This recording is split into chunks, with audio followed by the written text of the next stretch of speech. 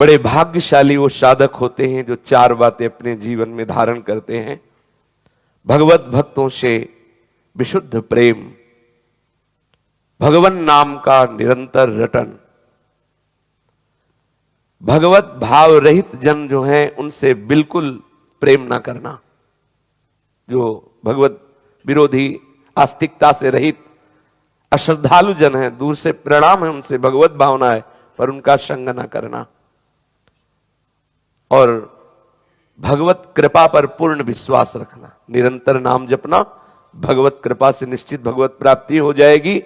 और भगवत भक्तों से प्रेम और भगवत विमुखों का त्याग, ये बड़े भाग्य से बात आती है।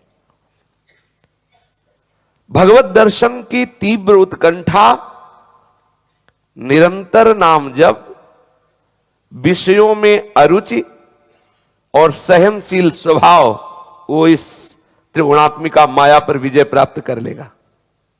पुनः ध्यान दीजिए, जब आप भगवत भक्तों से प्रेम करेंगे, निरंतर नाम जप करेंगे, कुसंग का त्याग करेंगे और भगवान की विशुद्ध कृपा हमारे ऊपर है, ऐसा चिंतन करेंगे तो भगवत दर्शन की लालसा जागृत हो जाएगी।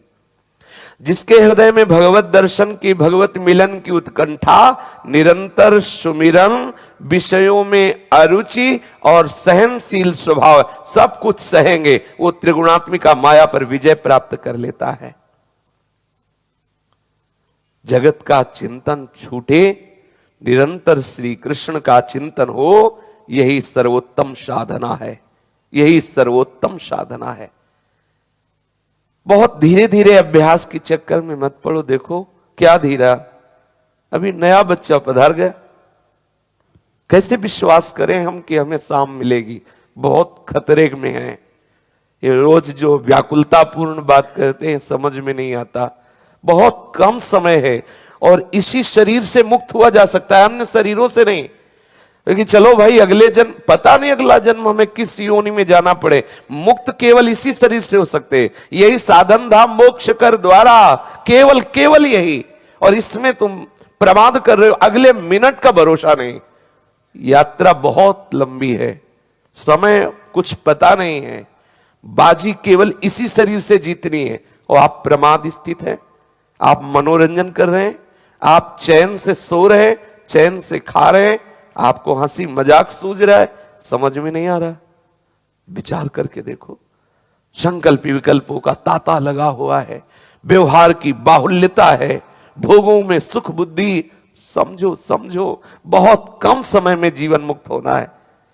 जितने संप्रदाय हैं, जितने मार्ग हैं, माया मुक्त होने के लिए हैं। माया मुक्त पुरुष ही भगवत प्रेमी होता है। कोई ऐसा नहीं इंद्रियों का विलासी, भोगों में रमण करने वाला कोई भगवत अनुरागी होता है। इस भूल में मत रहना, जीवन मुक्त महापुरुष ही अनुरागी होता है।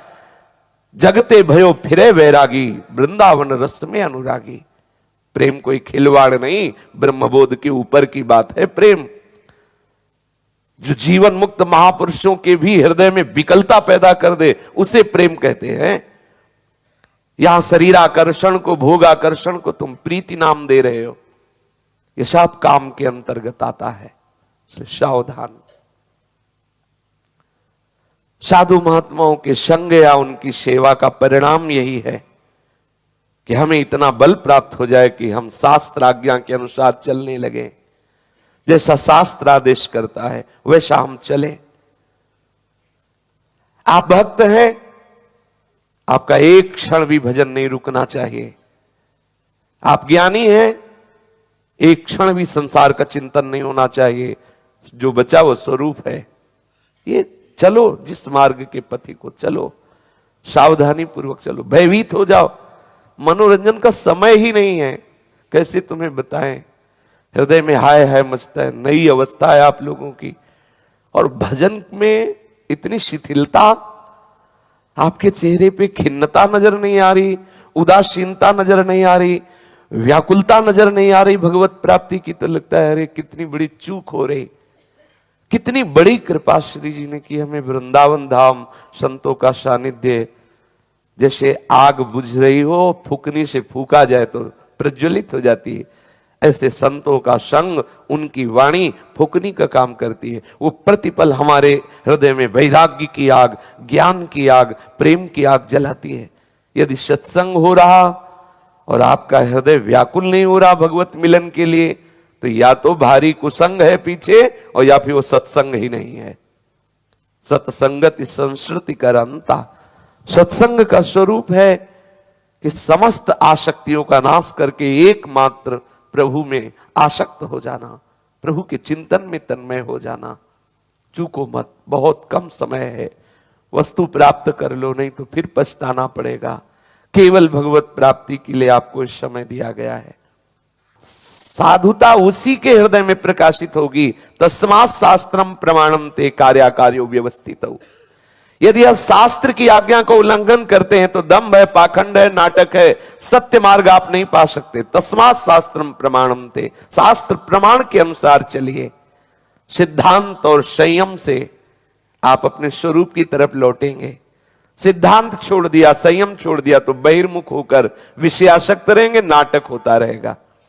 साधुता का अभिनय भी तो बहुत जोर से किया जाता है। जब कोई नाटक होता है, अगर उसमें किसी को साधु का अभिनय करना होता है तो पूरा वो अभिनय करता है। अभिनय करने से वो साधु थोड़ी हो गया।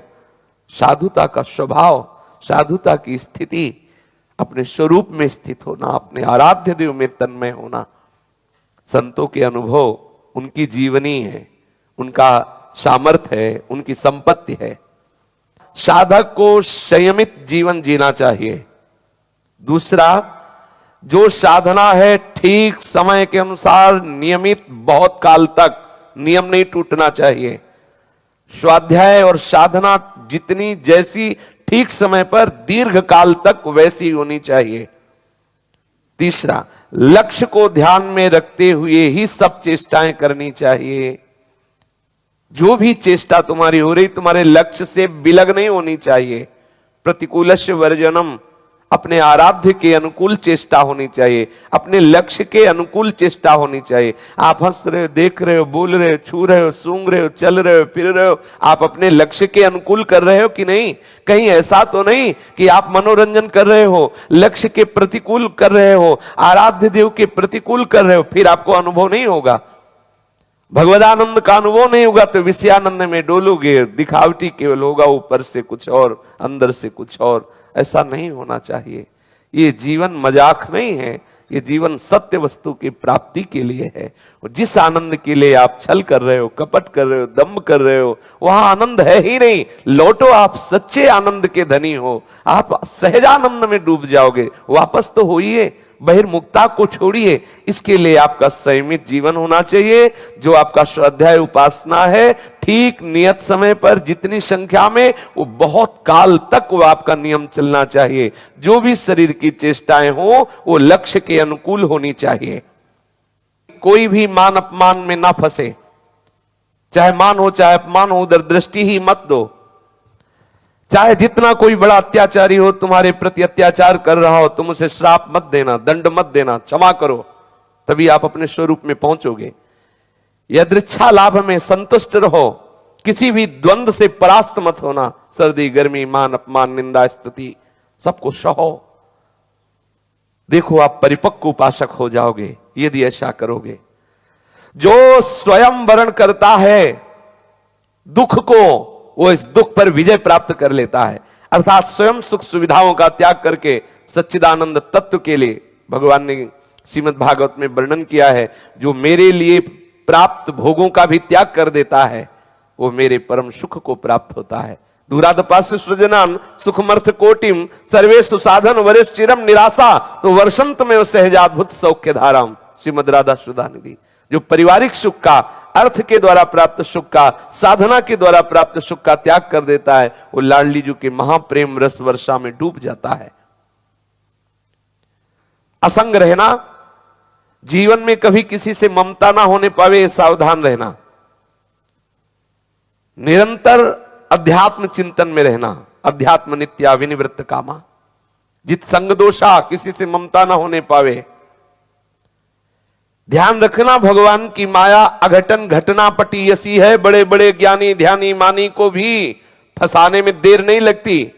इसलिए सावधान रहना। मनीराम की सलाह पर कभी विश्वास मत करना।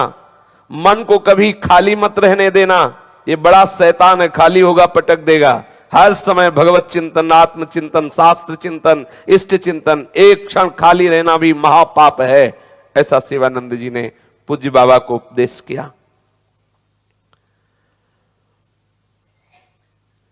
आगे बढ़े, एक संत ने बताया कि हाय हाय, लोग हड्डी या बाल पड़े हों तो बचा के निकलते हैं, लेकिन शरीर से प्रेम करते हैं जिसमें और कुछ नहीं है।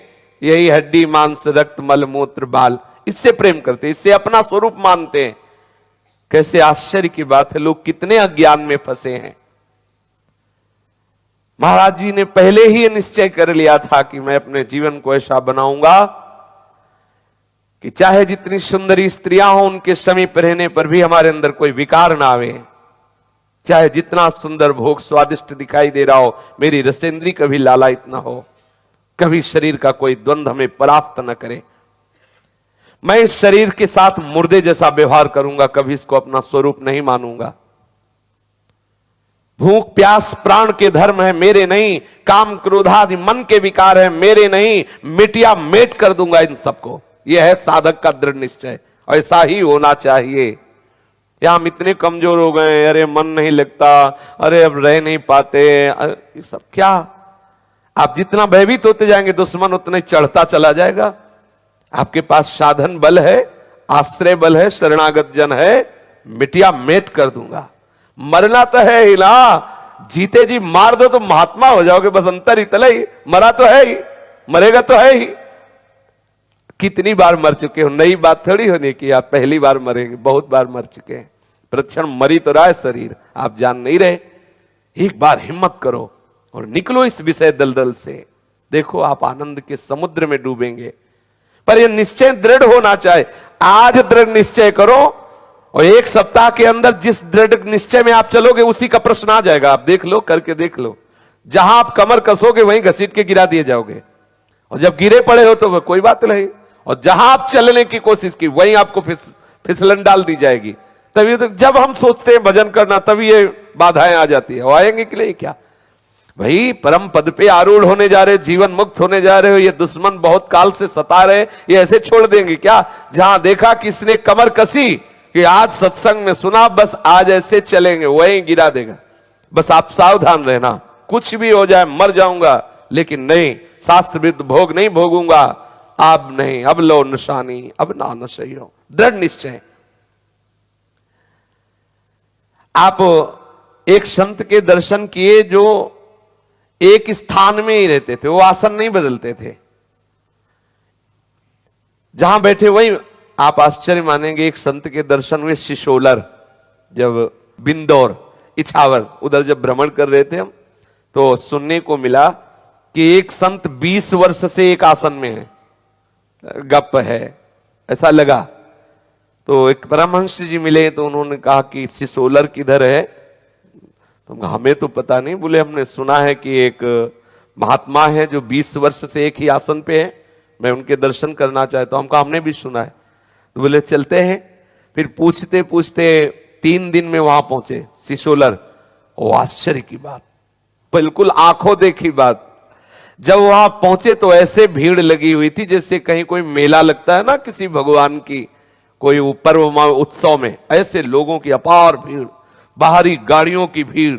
और जब वहां पहुंचे तो देखा एक कमरे में एक आसन पर वो लेटे हुए थे, बस मुर्दावत चेष्टा। थोड़ी देर में एकदम ऐसे देखते ऐसे, और उनकी पूजा ऐसे हो रही थी जैसे देवी देवताओं की नहीं होती, गांव में लोग करते हैं, बलिहारी जाओ गुड़ और घी मुंह में लगा रहे, जल ऐसे नहीं करते, ठीक ऐसे पूजा हो। कुत्ता आया सबके बीच से, पेड़ा खा के उनके मुंह से ऐसे चला गया। कोई मतलब बिल्कुल फ्री, कोई शासन नहीं, तुम चढ़ाओ दूसरा उठा ले गया, कोई मतलब नहीं था। और वो एक घर में थे। उस प्रसंग वहां बताया लोगों ने कि एक सिद्ध रोटी राम बाबा उनके गुरु भाई थे। तो रोटी राम, इंदिरा गांधी उनके दर्शन करने गई थी, तो रोटी राम बाबा को अंतिम लीला बड़ी विचित्र हुई थी। उनके भक्तजन बैठे थे, उनसे कहा कि अब तुम लोग जाओ, हमारे जाने का समय आ गया। तो वो 9 बजे रात्रि में गुफा में जाते थे। तो उनके सेवकों को लगा गुफा में जाने के लिए कह रहे, और जब गुफा में गए, सुबह जब प्रायः गुफा के बाहर मिलते थे, लेकिन नहीं मिले तो अंदर गए तो देखा तो इतनी उनकी ये गर्दन की इतनी चिरैया जिसे कहते हैं उसे कोई काट दिया था। ऐसे महापुरुष को पता नहीं क्या लीला, जैसे पूज्यपाद महाराज को गड़ा, ये बड़ी विचित्र लीला है। और वो भिक्षा करने गए थे, वो उनके गुरु भाई थे रोटीराम बाबा के, सिसुलर वाले महाराज जी। तो वो भिक्षा करने जो उन्हें बताया कि महाराज को ऐसा, तो उनका ऐसा असत संसार, बस लेट गए। 20 वर्ष से लेटे थे, वैसे ही लेटे थे, ना कभी शौच ना कभी यही आश्चर्य सुन के तो गए थे देख ले अपने लोग, ना कभी, आपको भी विश्वास नहीं होगा, हमें भी नहीं हुआ था, उन परमहंस जी को भी नहीं था। वो रास्ते में ये 3 दिन लगे थे वहां पहुंचने, वो रास्ते में यही कहते थे, जब उनके मुख में पानी जा रहा है, भोजन जा रहा है, तो शरीर धर्म है, लघुशंका होगी, शौच होगी। ऐसा कैसे हो सकता है? ये मान सकते हैं कि कुछ दिन के लिए योगी अपने योग बल से शौच लघुशंका आदि रोक सकता है, लेकिन 20 साल से, और वहां जाने पर बिल्कुल ऐसा ही सा कोई संशय नहीं रह गया। वो पहुंचे हुए महापुरुष थे परमहंस जी जो साथ गए, उनका बिल्कुल पक्का यही स्थिति है। बोले मुझे कोई संशय नहीं, इनकी स्थिति देख के, ज्ञान की ऐसी भूमिका पे है, ये सब कुछ सामर्थ्य युक्त है। ऐसे दर्शन हुए महापुरुष के, तो ये कोई आश्चर्य की बात नहीं है। बड़ी दिव्य भूमिकाएं भगवत मार्ग में होती महापुरुषों की। आप बाबा ने एक संत के दर्शन किए जो प्रायः एक ही स्थान पर रहते थे, आसन नहीं बदलते थे, पलक नहीं झपकती थी, बिल्कुल बालवत सरल मूर्ति। उपरति का परिपाक स्वरूप देखकर बाबा आश्चर्यचकित हो गए कि ऐसे ही महापुरुष के दर्शन की तो हमारी इच्छा थी कि जिसमें ऐसे निर्विकल्प समाधि के, ऐसी बोध अवस्था के साक्षात दर्शन हो जाए। आप बहुत निश्चिंत हुए, बहुत आनंद हुआ, ओहो साक्षात मूर्तिमान ब्रह्मानंद का दर्शन हो गया। एक ही आसन पे रहना, पलक बिल्कुल झपकना नहीं, बिल्कुल सहज सरल ब्रह्मानंद, मतलब मूर्तिमान ब्रह्मानंद, कोई भी शरीर धर्म नहीं। आश्चर्य की बात है, ना आसन बदलना, ना पलक झपकना, सरल मूर्ति, स्वाभाविक, ऐसे मतलब जैसे मूर्ति विराजमान। कितने आश्चर्य की बातें हैं। जीते जी साक्षात चिदानंद स्वरूप, देह भी हो गया, नहीं तो मलमूत्र त्याग करना। कभी किस वहां सिसोलर के आसपास जो साधक जन मिले, उनसे भी पूछा गया कि कभी रात्रि में तो सौ, बोले यहां रात्रि दिन भीड़े लगी रहती है, प्रकाश रहता है, रात दिन भीड़, 1 मिनट भी कभी बाबा खाली नहीं रहते, और भीड़, और कोई इनका निजी सेवक नहीं वहां कि भाई ये बात प्रचार प्रसार की जा रही, कोई सेवक नहीं। जब कुत्ता चढ़ कर, अगर पेड़ा ऐसे, गांव की महिलाएं बलिहारी जाओ, थोड़ा जल रहा है, थोड़ा पेड़ा दे, तो कुत्ता आसपास थे, वो दौड़ के चढ़ जाते, पेड़ा खाते चले जाते, कोई रोक नहीं, कोई टोक नहीं। किसी ने 1100 रुपए चढ़ाए, वो दूसरा उठा के ले गया, कोई मतलब नहीं। ऐसा था भगवत प्राप्त महापुरुषों की बड़ी विचित्र लीला, इसलिए जानना बड़ा कठिन है। आप उन महापुरुष के दर्शन करके बड़े आनंदित हुए। फिर गंगा जी के उस पार 2.5 घाट है, जहां विरक्त संतों का समागम, काफी दिन वहां भी रहने को मिला। गंगा किनारे 2.5 घाट है, फतेहगढ़ फर्रुखाबाद के आगे। बड़े बड़े बीतराग महापुरुष उस समय जब हम भ्रमण कर रहे थे, उस समय भी थे वहां। विरक्तों के शिरोमौर महापुरुष जन त्याग मूर्ति वहां सब विराजमान थे। उनमें सर्वश्रेष्ठ श्री स्वामी आत्मानंद जी महाराज से पूज्य बाबा का मिलन हुआ। वो बड़े शांत मूर्ति, सदैव स्वरूप में मस्त रहते थे। जब कोई प्रश्न करता तो बहुत कम शब्दों में उत्तर दे देते। यदि विरक्त और वैराग्यवान मतलब भगवत मार्ग का पथिक है तो ही उत्तर देते। यदि देखते केवल ये विषयी प्रश्न करता है तो मौन रहते, कुछ नहीं बोलते। अपने जीवन में विरक्ति, निवृत्ति, उपरति, इस पर वो बहुत जोर देते थे। आपका कथन था कि भगवान से राग और संसार से वैराग्य, यही साधु का जीवन का सार है। जीवन का सार संसार से वैराग्य और भगवान से राग। जैसे सुसुप्ति अवस्था में रहता है, ऐसा साधु जागृत अवस्था में रहे। सुसुप्ति अवस्था में, गाढ़ निद्रा में जैसे सोया हुआ है, ऐसे ही संकल्प विकल्प रहित एकमात्र प्रभु में स्थित, उसे तुरीय अवस्था कहते हैं। महाराज आत्मानंद जी ने कहा, धन का त्याग तो सरल है, परंतु एकांत में स्त्री प्राप्त हो जाए और उसका त्याग होना अत्यंत कठिन, इसलिए साधक सावधान रहे। स्त्री साधक पुरुष शरीर के आकर्षण से, पुरुष शरीर साधक स्त्री शरीर के आकर्षण से, और किसी भी शरीर के कामासक्त आकर्षण से सावधान रहे। स्त्रीणाम निरीक्षण स्पर्श संलाप क्षवेलनादिकम प्राणिनो मिथुनी भूता न गृहस्थो गस्त्रयस्त्यजेत। कह रहे थे कि साधक जो वैराग्यवान है वो सदा सावधान रहे, कभी किसी भी तरह से स्त्रियों का दर्शन, स्त्रियों से संभाषण, स्त्रियों के साथ खेलना, ये सब ना करे। यदि गृहस्थ है तो एक पत्नी व्रत संयम से रहकर भगवत आराधन में लगे। दोनों के लिए सावधानी यह है कि किसी भी जीव को मैथुन धर्म से युक्त ना देखे। अगर एक बार दृष्टि चली जाए तो हटा लेना चाहिए किसी भी जीव को। महाराज सौभरी एक मछली को ही इसी मैथुन धर्म से युक्त देख करके विचलित हो गए थे। शास्त्र आज्ञा करता, संत जन आज्ञा करते, कोई जीव मैथुन धर्म से युक्त हो, एक बार अचानक दृष्टि चली गई, सावधान, दोबारा मत देखो। स्वामी आत्मानंद जी महाराज ने पूज्यपाद श्री उड़िया बाबा को ये आज्ञा करी। मांस का विकार है ये शरीर, मांस का लोथड़ा पड़ा रहने दो, इससे प्यार मत करो।